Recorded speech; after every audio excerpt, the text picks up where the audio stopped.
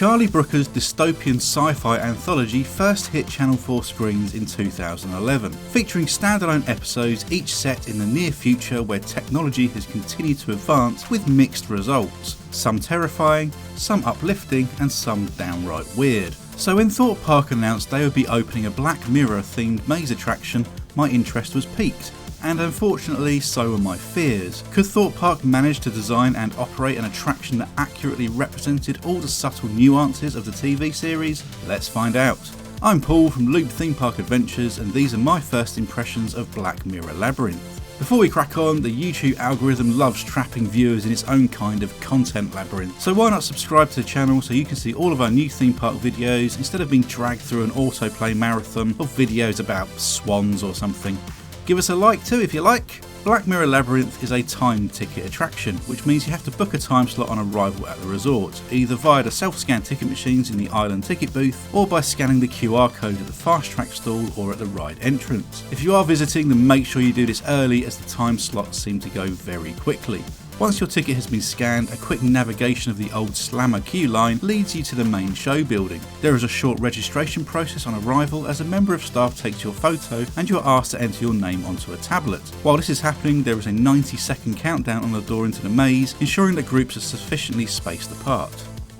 The first section of the experience is probably my favourite part, where the story is set up via the AI voice explaining about advancements in technology and how she's routed through all of your social media accounts to discover your likes and dislikes. Seriously love, just slide into my DMs, you don't need to stalk me on MySpace. Mrs. AI Lady, let's call her Sharon for the sake of informality, invites you into the labyrinth where you head through a trippy hallway, take a left and enter a second room similar to the first. This is where Sharon enacts her heel turn, informing you that all the information she's gathered will be assimilated and that you will be deleted. Is Sharon Matt Hardy in disguise?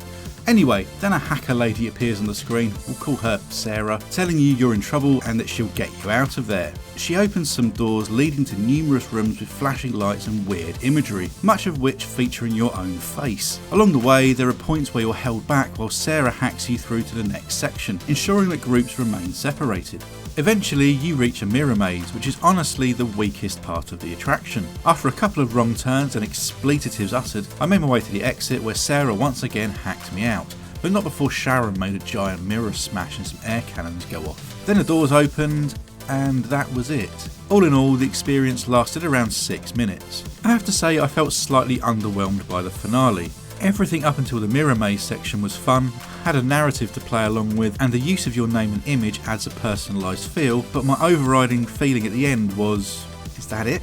Other than the rather vast subject matter of technology, there was very little to associate the attraction to the TV series, and instead felt like a cross between an Outer Limit episode and that Stephen King film where machines go crazy, with a hint of Lawnmower Man thrown in for good measure. It's by no means a terrible attraction, but it feels very much like a one and done to me. I'm glad I did it, but I feel no real inclination to return. The story and setup at the beginning is impressive and lays solid foundations, but the payoff is ultimately underwhelming, and that's a shame, as there are some wonderfully disturbing ideas that could have been taken from the Black Mirror TV series. But to me, and I'm probably wrong here, this felt like an attraction where the design phase had been completed before the Black Mirror IP was attached to it, as it's more of a vague nod to the theme of the show rather than an experience directly inspired by it. That's how it felt to me anyway. Overall, Black Mirror Labyrinth is worth checking out and experiencing for yourself so you can make your own assessment. It's possible that it also offers more if you're part of a group rather than a solo adventurer as I was, but personally I think this is the weakest of the new UK attractions that have opened this year, but it is competing against the likes of Tornado Springs and Flight of the Skyline, which are excellent, so the bar has been set pretty high. Thanks for watching, please like, share, subscribe and all that malarkey, and I'll catch you next time here on Loop Theme Park Adventures.